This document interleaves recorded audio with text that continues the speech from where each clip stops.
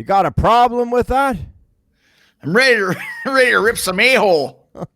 Yeehaw. You got a problem with that? Confirm at Nervous Traveler. So I'm like, where are you, man? Like, exactly where are you? Confirm. What time are we leaving at? Confirm. As if there was any doubt. You know who it is. Here we are. Bunch of jerks. Bow now, bow. Yep. Ties. Yep. Grease monkeys. Been working on cars. It's one of my biggest regrets, guys, that I was never a grease monkey. Always wish I could have made that happen. Make some money working on cars at a rest area. What we are making money at and succeeding at huge is Winnipeggers. We have now passed the 30 episode hump. Yeah. Episode 31 after last week's show. Last week's show was a great show, guys. I really enjoyed it. Super fun, yeah. There's actually one extra super hot that I was going to show, and that's the Nelson twins. I mean, look at that. Look how hot those guys are. Yeah. And there's two of them. How many threesomes do you think those guys had? With guys or with girls? With girls. Oh, yeah. Remember the Barbie twins? I wonder if the Nelson twins ever hooked up with the Barbie twins. I should ask them that at some point in time. But welcome. So bad. Just stinks like baby powder when you walk in the room. I don't know what that means, but just kind of. You over-talked. Those are the type of guys. Those are the type of guys that would talc. Yeah. You over-talked. Yeah. Welcome to Winnipeggers 31. Rybo, you got a nice shirt on there, man. What'd you go for? Thanks, man. Well, with all this money that we've been getting from Winnipeggers, I could afford some new duds. So, and now I can afford to eat in any restaurant in the city if any of them were open. But, right. Yeah.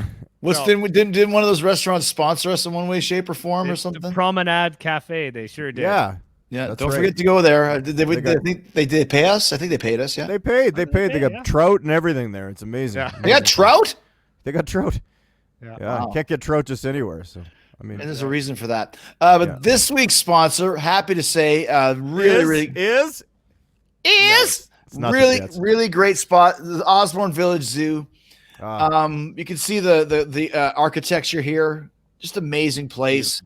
You walk up there. There's a couple of vending machines at the sides. You can buy a couple snacks before you go in, and then you just go and just enjoy some great rock and roll, like Nasty Class, who I believe is playing in a few weeks.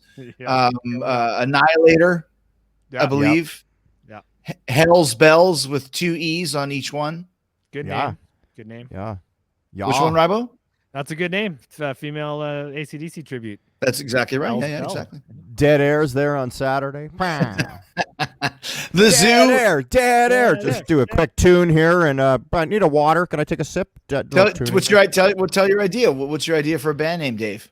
Oh, I just think it's Ryan's idea, but it was always funny to call a band Dead Air, where you could then you don't even have to talk in between songs. They just know what's going on. The crowd just, Dead Air.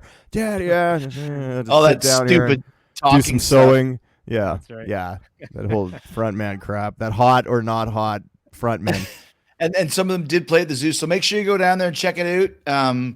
Great place. Good deals, good drink specials, and a fine steak sandwich between 12 and 2 during the week. So go on down to the Zoo. You see some great rock and roll. You might even see a couple peelers and just have a great time. We're going to start off this show with I forgot another really ugly one from last week, as I didn't put up Johnny Rotten. I mean, come on. Oh, gross. Yeah. Rotten Johnny. Johnny Rotten. Johnny Rotten. Rotten Johnny. Yeah. Johnny Rotten. Hey, my. Rotten Johnny. Johnny Rotten. Johnny Rotten. Didn't they say that? Didn't the record company tell Neil to turn the distortion down on the guitar when they first got that single? They said to him that using a blown out speaker, it's something's happened here. This is no good. And he goes, right. Keep it the way it is. That's the way. Hey, my, Johnny Rotten Johnny. Just keep it. And I said to Geffen, I said, you wanted rock and roll, you got it. Neil Young and the Shocking Pinks. Good Lord. You're Neil Young borderlines on the adolescent teen from The Simpsons. Hey, Mr. Simpson, I've got your paper here. That's what it is, actually. Keep on rocking in the free world. We got some fan mail here, guys, this week. Oh, you got to be kidding. Oh. Yeah, great stuff. Nicole, Nickna XKXO. I'm not technically minded to merge a picture of Rybo with these, but he sure is a love child of Dave Grohl and Taylor Hawkins. Yeah. That's not bad. It's not bad. I get that. I get that often. Yeah, I get that often. Up yours. How many times has No someone big come up to you deal. and said you look like a love child of Taylor Hawkins and Dave Grohl? Those Not two love things. child, but they'll say Nicole, I we look love like the one or feedback. Keep it coming. Not super original. Ryan gets that 5 times a day. other. all the time. I do think that a beardless Dave Grohl would go on our not hot rockers list. Wow. Jeez. Yeah. And he also owes me $10, so don't think I forgot about that, Grohl. Big fan of the show. Hi, Dave.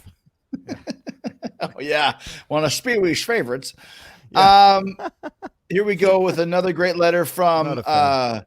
Rod Stickler. I don't think the Ropers, I'm seeing Dave more like Suzanne Summers, being talked into demanding more money only to have it work against him. And then 10 years later, he's selling an oversized binder clip you use to work out your thighs. Binder clip. That's how she got the idea, yeah. probably. And that's in reference to us having 30 episodes and me already looking for another show off it. A spin-off. Well, that's right. You want the spin-off. Yeah. The Winnipeggers with me, Rybo, and freaking, Paul, what's his name? Pokey. Paul Rogers. Pokey Reddick. me, Rybo, and the Googe as Dave goes off on his own and just fails miserably with Juan as his co-host. But signs a wicked 3-year. And then there's just nothing for the rest of his life. It's like, this is the Thigh Master. And now you don't need professional Botox. You just take this piece of sandpaper and do this. As I'm looking at my old face under light. The David spin-off project. Nice. Another great one is from Bean. January 29th, sleepless night, perfect for watching the new episode of Winnipeggers after release on 3 a.m. German time. Oh, thank you. Joining us from Germany. That's amazing. Thank you so much. Perfect start from Dave Spivak, who wasn't there. Thanks for this funny show, guys. Yeah, last week you were a little bit late to the party. Right, yeah. I showed up. I had to go to take a whiz and then came back with the silver dollar, and then we started the show. You know what they say in England? I had to take a Weemans. A Weemans? I just made that up. It sounds English, though, doesn't it? That's funny. That's funny because we wouldn't know. It's like I've been to Turkey. I've been to Turkey. You guys probably haven't spent. Maybe Chris has been there. Ryan's not been to Turkey. But, in Turkey, they just say, poo poo caca, and then it's like, what? And then you could just go and get away with it. Who cares? Like, you could just lie and tell stories that are lies all the time. Well, what is poo poo caca supposed to mean? I think it's like when a little kid would scream it, they're making jokes like dink, and then you run around and you just run. You run out of the joke. You run away from the story that you're even telling. You just get the hell out of it because one of you might be pushing some other agenda. You know how it could be. You know what's really starting to bug me? It's really bothering me lately. Honestly, I don't want to turn this into like a big thing here, but please. Okay. This sounds crazy. There's two things. Well, there's a lot of things. Flash mobs. These people, they're going out and they do like a dance in the middle of the street and they choreograph it. They're like, okay, we're going to meet on Portage and Main. We're going to take over at the red light. How about if I'm in a hurry? Maybe I don't want to see your talent thrown in my face so harshly, right? Like if I already knew I was looking for nerds that are going to get together and actually organize a crowd event. Think about that, Chris, for us three. You got to be here at this time. You don't get anything out of it, and you got to dance around. Flash mobs are really bothering me. There's other things that are bugging me. Flash mob's been a few years old, though. Is that still a thing at this point in time? I don't know. I just saw something. I saw somebody repost a flash mob thing from 2019, and it just irritated me. It was just like white dress, white pants, white dress, white shirt, white. I said dress a couple times, but just one person's in a dress, female in dress, man in white. Well, you don't have to. You can mix them up today. Who gives a shit? But out there dancing around, and they do this thing, and It just bothers me. I don't even like pay it forward. Like when you're in the drive-thru and somebody buys you like a Tim Hortons coffee. Well, by the way, that's nice. I shouldn't say I don't like that. That's heartwarming. But when they kind of wait to acknowledge you, and then, there's like, well, I had it happen where somebody unrolled the window and then they're like, have a wonderful day. And then it got a little too far. It's a really nice thing. I've never done it myself. I'm sure it makes you feel good. But somebody in front of me in the drive-thru said, I've got his order. As I ordered my small black coffee just to get me through the morning or the noon break. Thanks very much. And now I have to say, well, thanks. Oh, you're going to unroll your window. I'll unroll mine now, and we'll have a little talk. Chris is done with the show. He quit. That's it. So I don't know if that's off like color to talk about that. I kind of was bitching about it, and Steph was like, well, I don't know. It seems like it's probably a very positive thing, but I didn't find it super positive when I had to acknowledge this lady. I know that sounds like a lot to hit a power window, but I still had to like look, wave, then slow down. Then a guy honked, okay, for real. And then it was still nice. But yeah. Well, and then isn't it customary that you're actually supposed to pay for the thing that's behind you?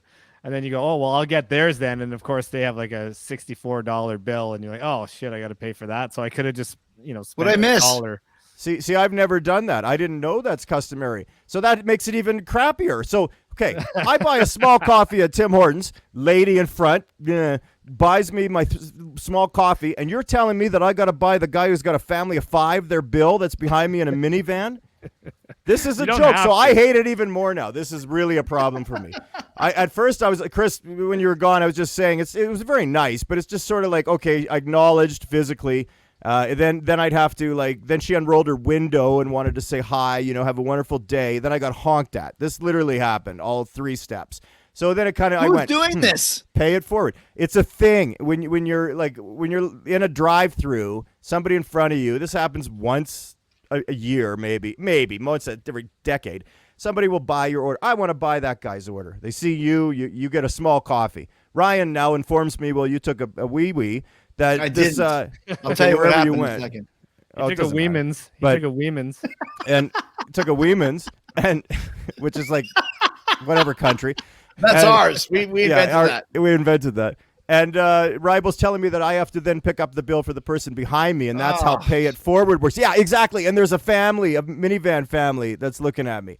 And I've never done pay it forward. So I don't like that. I don't like flash mobs. I don't like waitresses or waiters that get too involved. Okay, you know what it's like. You go to a nice place like Burns Steakhouse, and it's very professional. And those are the type of people. You come over to the house. You come to the house anytime. You bring your family. You come visit. We love you.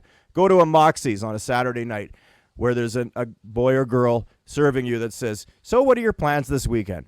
Well, I'm going home to hook myself up to a car battery. Okay? Because that's the only thing that is more exciting than what you just asked me. I'm going to go home, take one for the team. I'm going down hard. Okay? Is that what you want to hear? Do you want to know the truth? We're just go home and watch a movie. It's like, I'm going home to die. Okay? Like, God. So it's just too many questions. It's that kind of thing. I don't want to take the show over, but those are a few. I got more. I got to go all night, but it's Dave. We do have a topic, I think. What's that? Yeah, as I push my own show. I don't like Scorpios. That's the other thing. I don't like people that are Scorpios. Never got along with a Scorpio my whole life. I'm a Scorpio. That was just a bit. Oh, that's a good one. That's a good one. We had a little tiff earlier. That was my fault. I misread that. I'm sorry. Got a problem with that? I got 3 kids. Why would I ever have a problem with that, you idiot? I know. No. I just it was a right, hard day waking up. Before we get into today's topic, I got a quick the one sheet, which we had to do because now we're getting some steam here, and we're shopping this around to some major Hollywood production companies, some major Hollywood studios. One may or may not be owned by a certain Spielberg. Johnny, not as well known. John Spielberg. So the one sheet is what we had to come up with, which I did, and I should probably have pulled it up, but you can't see it anyways. You can't read anything. It just looks like that, right? It's kind of the Winnipeggers logo, and this looks like all that sort of stuff there. So chemistry, history, and hilarity. I mean, what a great headline that is. You know what I'm saying? Which one am I? You'd be the hilarity. All right. Yes. And Doesn't say basically, anything about tardiness. Ryan, check. I don't feel tardy. I said, that's how you describe the new hit show Winnipeggers in 3 easy words, but describing the 3 old friends who host the show, that needs a little bit more exposition. Chris, Jericho, Rybo, and Dave have literally been friends for 4 decades after meeting as preteens in the frozen prairie of Winnipeg, Manitoba. This history and the pure comedic chemistry they share is the crux of the show and the reason why each episode draws thousands of viewers weekly. Thanks to you guys. You don't have to be Canadian to get a laugh out of these 3 idiots as they shoot the shit and discuss the mundane issues of life, like pet peeves and puking, taking online quizzes to decide if they're alcoholics, discussing their first jobs, first cars, and first sexual experiences, and challenging each other to imitation contests, lie detector tests, and seeing how many hard-boiled eggs they can stuff in their mouths at once. That's a show. That's a show. And then I had to describe each guy as Jericho. He's done a bunch of stuff. He hates when people wear shorts on planes. Yep, never do. Dave Spivak is a Winnipeg legend whose brash sense of humor and short temper leads to many uproarious moments. He's the master of the rant. He hates it when people pressure him while using public urinals. That's true. That's true. Ryan Ahoff is an accomplished musician. He's a natural comedian whose facials and penchants for imitations makes him a natural jester. He hates it when pedestrians give no warning signs when they want to cross the street. It's true. I don't see who wouldn't want to sign that. I'll sign it. Yeah, let's sign ourselves. At Battle of the Twits, Monty Python. This would be something they do. Jump over that matchbox. Okay, now sign a contract for yourself with fake money. See, Martin Short Halfwits, where he made it to Saturday Night Live, and Lawrence Fells was in a World War II battle, and all he had to do was go upstairs and use the phone, but he wasn't sure how to walk a flight of stairs because he grew up in a very flat. That's right. Area. Yeah. I was referring to Monty Python's Battle of the Twits. I know. I got it mixed up, but you're right. That's probably where it came from, actually. They're both real, but seeing Martin Short try and climb up a flight of stairs. Yeah, I know. No, that's brilliant. Yeah. Genius. Yeah. Genius. So what's the topic for this week? Festivals. Yeah, this is your favorite. Well, I mean, once again, I think this is another where Dave doesn't want to take over the show, but he spent 10 minutes ranting and then came up with the topic, but he didn't really explain it. What's the topic? Rybo came up. Rybo, what's the topic I came up here? with this one. So you always blame Dave, but and usually I let it go. yeah. Dave thought of this one. A lot of pressure tonight, Rybo. Yeah. See how it works out. Well, the idea for this was that Winnipeg, us being the Winnipeggers, that maybe we should talk about the city a little bit. And this city is a festival city. We have so many festivals here, and there's only about 2 months to pack them all in. You know, the summer, right. It's so cold. Yeah, so you get we have winter festivals too, like Festival de Voyageur, which is huge. It's like the biggest winter festival. What's the name of that snowman again? That stupid snowman? Frosty. That's Frosty the snowman. No, it's like le femme de la foire or some shit like that. Oh, that for the I don't know. Look it up for the festival. Yeah, I don't remember. I should know this stuff, but so we have lots of festivals, and I thought it'd be cool to talk about the Winnipeg festival scene. But Chris, you left like right after high school, so you didn't really get to experience all the Sun Fests and Folk Fests and Fringe Festival and Festival of Lights and all that kind of stuff, right? I did not experience that, so that's why I think it's a great idea to discuss because there's a lot of things that I missed out on. And by the way, this guy's name is Bonhomme. Yeah, Bonhomme. Yeah. And there's like yellow little snow that you eat, some yellow snow, I think. It's like maybe syrup or something, Ryan? Or... Yeah, don't you eat that yellow snow. Right, yeah, at Frank Zappa. That's right. So that's Bonhomme. So if you're walking behind him and the snow is yellow and brown, don't eat it. Don't eat it. It's very cute. Actually, that'd be good. The snow cones actually come out of that guy's butt. You just eat a snow cone. The kids love it. Yeah. They line up for days. Cheapest thing ever. Just some ice, just some snow and ice with some flavoring on it. That's like in the land of the snow and ice to a place where nobody's been. Dave, why don't you tell us about one of the festivals that you went to? Oh, Jesus.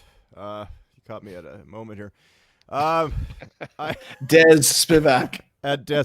I'll just read a foot long here.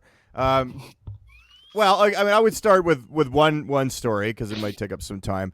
Our mutual friend Chris Van Horn, VH, and I were lucky enough to get passes to the Folk Fest about 15 years ago through our friend Russ Sword, and Russ got us tickets because he was working sound at Folk Fest. So we had these tickets, and we had the nice badge and everything, the plate, and it said audio floater. Okay, so that was kind of our job, was to be an audio floater. But Russ said, if anybody asks you to do anything, just tell them that I gave you the passes and that you don't actually work here, kind of thing. What's an audio floater? It would just be somebody that would. I'm just assuming that it's somebody that goes around and just does adjustments. I do know that. Okay, like, not to get into the story too bad, but Van Horn and I were backstage, and somebody ran up and said Bruce Coburn needs batteries. He needs whatever the little 9-volt batteries. He needs them now. So Van Horn got in a golf cart and drove backstage and handed them to him. And also Van Horn's a huge Bruce Coburn fan. It was pretty cool. So that Said that nobody kind of thing. ever. Well, I don't know. I think he had that song. I wonder where the batteries are. I wonder where the batteries are. Is that how it goes? This is the word. This is the dumbest show. Anyway, so Russ gives us these sweet passes. So they included everything, including food and cider and everything, the whole works, except for overnight party camping. Okay. And that's the key to going to Folk Fest, is you go there and you see these great shows, and around 1:30 in the morning, shows end, and everybody goes either to the adult family camping to go to sleep, or they go rock all night long and barely sleep at all to the party camping. So the only way to get in, Van Horn convinces me, is to sneak in. He says, like, we can't get passes. Russ is like, sorry, you can't get those, and they were sold out, couldn't get them. And he says, yeah, we'll just sneak in. Who gives a shit? And I'm like, okay, cool. So we get there in the day, and we actually practiced sneaking in. So we were really organized for this. We were. So we had a frisbee, and we were running along the gate. Now, there's no gate. It's just a bunch of, like, a boulder every 3 feet, a huge boulder. And a couple security guys that just walk up and down, kind of, like, not even. And this is the day, right? So anyway, I'm like, okay, great. I go, all right. So I throw the frisbee over the rock. He goes to run to grab it. I run at the same time. We run in, high five. We're in. This is easy as shit. No big deal. We hang out in the party campground, and then we go back to see some shows. And then the shows end, and we're like, all right, we got this. All right, this is going to be great. So we show up to the same spot, but now it's like there's 10,000 people walking in. And there's security guys in vests, and every space between the rock has another 3 or 4 guys. And I'm like, dude, we can't. And then there's a fence that's back behind it. And it's like, whoa, what the fuck, dude? He's like, we got to make a run for it. I'm like, dude, we're not doing this. Okay, we're not doing this. He's like, oh. I go, okay, here, go. And we're trying to play the frisbee bit. And it's like fucking 1 a.m, man. It's pitch black out. So he's running. Anyway, I'm running next to him. I look at him, and he just goes, run, David! And he just goes full out, and he runs right into 4 security guards. They just jump right out on the rocks, and they grab him. I see it, and I'm way behind him. So I hit the ground. The flashlight's going all around me. I got my face in the dirt, and I'm just holding my breath going, I got to do this. I got to win. I got to do this. And he gets it. He's busted. He's screwed, right? So then I'm like, oh my God. So I take off, I cross the gravel road, and I get into the forest, and I'm hiding in the forest for about a good 10 minutes, just watching, making sure nobody's looking for me. Then I come out slowly. I start asking this crowd of people. It's just a tunnel of people that are going to the festival, going back to the campground. Hey, listen, I didn't tell everybody, by the way, just a couple people. Hey, listen, my friend just got busted trying to get into the campground. And do you know anything about that? Like would they tell him to just stand over here? Like, is there anything? I'm trying to meet up with him. Oh, man, he'd lose his pass. They'll be sending him home, brother. Sending him home. Oh, yeah, they're cracked down on that years ago here. And the guy's serious. The next person tells me the same thing. And you know, Folk Fest has got ridiculous rules, okay? It's very, very, very strict. It's hardly freedom there. So nowadays, right? And even then, even up to 20 years ago. So it doesn't have the Grateful Dead tent anymore that I'm aware of. But where is Folk Fest? Birds Hill, Manitoba, outside of Winnipeg. It's one of the biggest folk fests in North America for sure. It's got 45,000 lots of different stages. Beautiful place. Anyway, so So I look for him the entire night, basically. Okay, I'm trying to get into this campground because now he's in because I can't find him anywhere. And I've asked anybody that kind of knew anybody that knew him. No, man, he must have got in. He must have, or whatever. So I'm like, I got to get in there. So I grabbed this other buddy of mine, and we literally get on the ground like army soldiers, and we're going through the forest, and we're going to be like, okay, once we see a clearing, we'll just run. So we're on the ground, and some guards walk by. I hold my breath, and I stick my face back in the dirt, and they just go right by me. They don't even see me. It's pitch black in the forest. What is this? Finally, Vietnam? Finally, I get a break, and I run, and I bounce right into the fence. Okay, the fence that's like almost invisible, that's way along the forest, that they extended another 2 miles, so people like me get screwed. So I'm like covered in poison ivy too. Like, it was just the most worst thing of my life. There was no cell phone. He didn't have a cell phone. Only I had the cell phone, so you can't even communicate with the guy, right? So I went. It started pouring rain. I went home. I found out, like, a day later that he says to them, dude, I'm in a band called Audio Floater. And he showed them his pass, and he's like, yeah, I'm just like, sorry, man, I didn't have a pass. I'm usually get one, and my manager didn't get it for me. And I just used to run in when I was a teenager, and I know it's wrong, but we were just idiots. Would you mind just giving me a pass? And they were like, okay, dude. And they shook his hand. And he went and had the time of his life. Neurotic Spivak. By the way, I told the story very short. I'm talking 3 hours of my life, 4 hours maybe, just trying to find my mate, Hilarious. on the ground, hiding. Trying to find my mate who left you in the dirt and could give two shits about you. Who also did this. I want to throw him under the bus right now because this is great. We go back to the VIP area behind the stage before all this crap in the afternoon. And he goes up and pours a cider. It's red cider, and I pour myself a cider, red, okay? We are looking for a place to sit, and there's musicians everywhere and staff. There's a picnic table, and it's rotted on top, okay? And this crew goes and puts a fresh piece of plywood on top of it, white as a ghost. So Van Horn and I walk over there. 2 other guys walk over at the same time. They go to one end. We don't even talk to them. It wasn't like, hey, you guys take this end, we'll take this. They just went there. We went there. We didn't say a word. Van Horn sits down, bumps into his drink with his elbow, and spills cider, red blood-stained cider, all over the plywood. The entire board of plywood's almost covered, and instead of even saying sorry or anything, he went into track position and ran away. He ran, and he kept running, and he was gone, man, like a bullet. Like, he's a great athlete. He just took off and ran, and they look at me, they go, is he going to come back and take care of this? I'm like, I don't think so. And I couldn't even say anything, man. I just started like walking backwards away from them. And then finally I left. But yeah, so that was the weekend I had, by the way. So the guy that conned himself in also just decided not to deal with that situation, which I think is so genius. It's like, this is so awkward. I'll just get into track position and run. I like how, like, saying that he was in the band Audio Floaters is pretty funny. By the way, you could have said you were in the same band and it's the same pick. You had a pass too. Yeah. But and then he says, I used to sneak in all the time, so just let me in this time. Like, oh, okay. At drugs. But yeah, he had the right ones, I had the wrong ones. Hi, my friend is gonna go to jail. Is it really gonna happen? I'll just try to fight my way through the forest through Vietnam to get in to see. My friends died with their face in the muck. Rybo, you got any festival stories to add? Wow, I've snuck into that campground several times. I never tried to do the frisbee after dark bit, but it wasn't a blow up frisbee either. It was just like, 2 hillbillies trying to get in. Are those guys playing frisbee over there? I don't know. I could barely see a thing, but let's go over there and get them.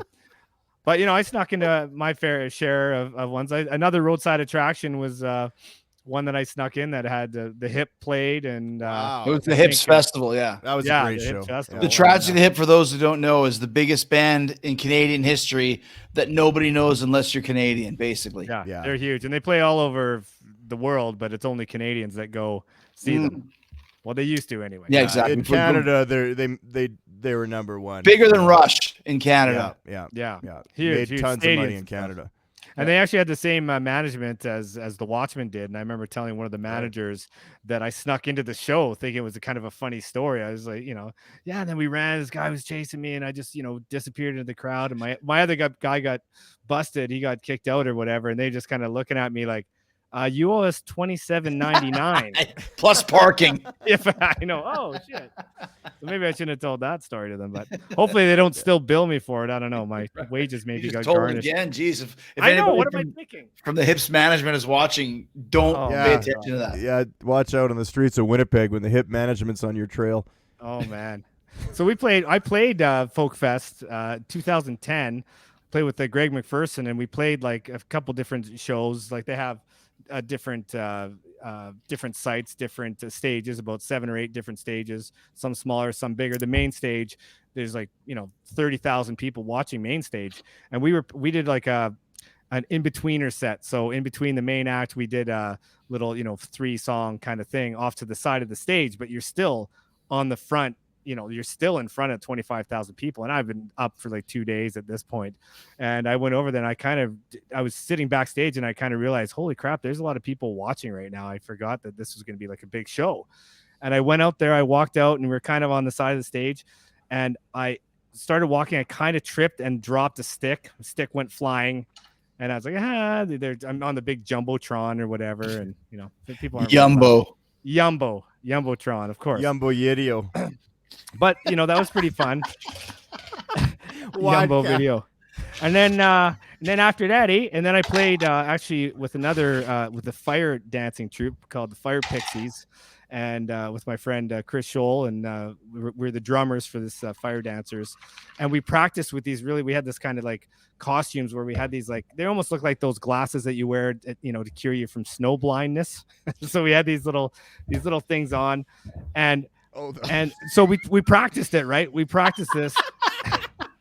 We practiced what a random call. Cure you from snow blindness. Yeah. When you're wearing those goggles that have the springs with the fake eye bulbs out? Yeah, that's not those. You don't wear those for snow blindness. Those don't help. I tried those things. Those don't help. No, these are like just little slits. But anyway, they're kind of, we practiced during the day. And then all of a sudden we got this gig at night and we're like, hey, you ready to play? Let's go out there. And we put these things on. And we start walking, and I realize I can't see a fucking thing. It's just pitch black, and like again dropping sticks and trying to play and can't even see. It's never a good thing. You gotta know what you're doing. It's like this frisbee idea, frisbee at night. It's not a good idea. You got to think these things through. So those are my two stories. Dirt. Yeah, face and dirt. That works good.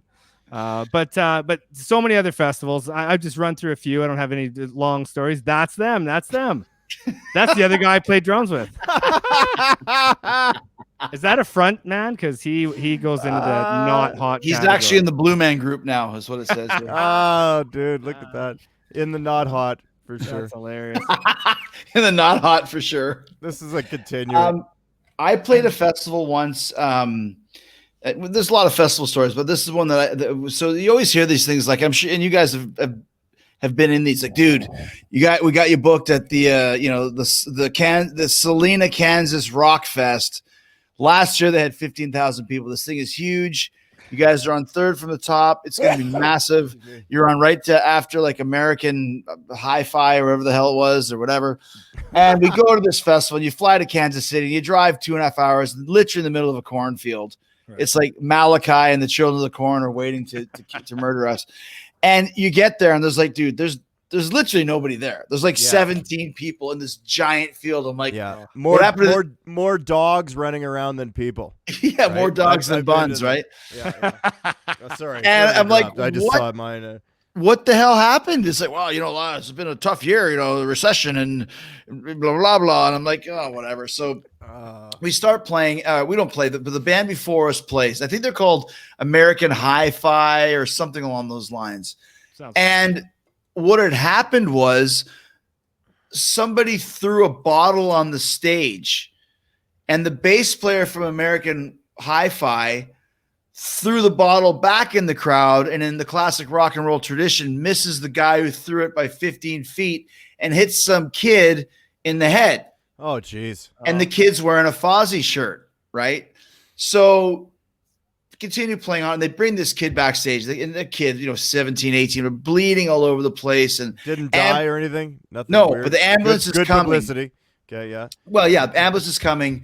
And it's like, can you come meet this person? Sure. Oh, so sorry. And give him some Fozzie shirts. And like, this is terrible. Ambulance comes, picks him up, takes him away. So the American Hi-Fi finishes their set. And I'm like, where is this fucking guy who threw this bottle? Oh, he's in the trailer. Like, every band has a trailer. I'm like, why don't you let me go talk to him for a bit? So I walk in there and I'm like, hey, are you the guy who threw the bottle? He's like, are you Chris Jericho? Yeah, I'm Chris Jericho. And I smacked him in the head. And I said, you owe me $50. For what? We gave that person 3 Fozzie shirts. They're $15 each plus tax. You owe me $50. And you're going to apologize to me for throwing that bottle on one of our fans. The guy's like, I ain't going to do shit. I said, you see that big giant nose ring that you got? I said, the first move I'm going to do is I'm going to pull it right the fuck out. Second move I'm going to do is I'm going to punch you right in the fucking face. And that'll be the end of it. So the guy gave me $50 and then whatever. And it's all, ha ha ha, whatever. So we go start playing our set. And in the distance, you see the SWAT team appear. And they're walking kind of in the distance, walking towards. So what the guy told me before is that the festival's about to be canceled because if the rules are, if anybody gets hurt and taken away by ambulance, the festival is automatically canceled. But the promoter's too scared to say that. So he tells me, you guys go out there and play until the cops come, and then you can announce that the festival's canceled. Awesome. And by now there's probably, 500 people there. It's still nobody, but whatever. And so I remember we played 3 songs, To Kill a Stranger, Enemy, and Eat the Rich. And that's when the cops showed up. And that's when I had, and the promoter's like, Oh like, my God. Hey guys, hey, I hate to say this, but the festival's canceled. Like, what? Boo, boo. Oh God, you did all that way to Fuck you, Jericho. Boo, boo, boo. And there's a couple bands on after us that were a little bit bigger, like maybe Drowning Pool or something. So they were ready to see other bands. And they like, I'm sorry, boo. I said, listen, I know you're angry at me. Just turn around and look behind you. And you turn around, there's all these like SWAT team guys with the big shields, the riot cops. And I'm like, if you have any problems with it, talk to those guys. And they're just booing, they're throwing shit at me. I'm like, I said, like, that sucks, man. Like, you're an asshole to make me do that. He goes, oh, dude, I'm so sorry. We'll make it up to you. We'll give you a little bonus, whatever. And so, of course, they give us a check. And Rich Ward's been doing this for 1,000 years. And he goes to the bank at 8:55 when the bank opens at 9 to be the first one to cash it, knowing that every band's going to cash it. And of course, he goes and the check bounces, and we didn't make any money and didn't get paid and spent all this money. And that was basically an example of a disastrous festival. Right. Nice. What's the offer? Right. Yeah. Exactly. That's Exactly. I've learned from the best. So there you go, guys. It's a great little taste of festivals. There's plenty more we could talk about, but much like many of our other topics, by the time we actually get started talking about it, we run out of time. Is the show over? It's over, dude. It's almost 40 minutes at this point. Oh my God. Jeez.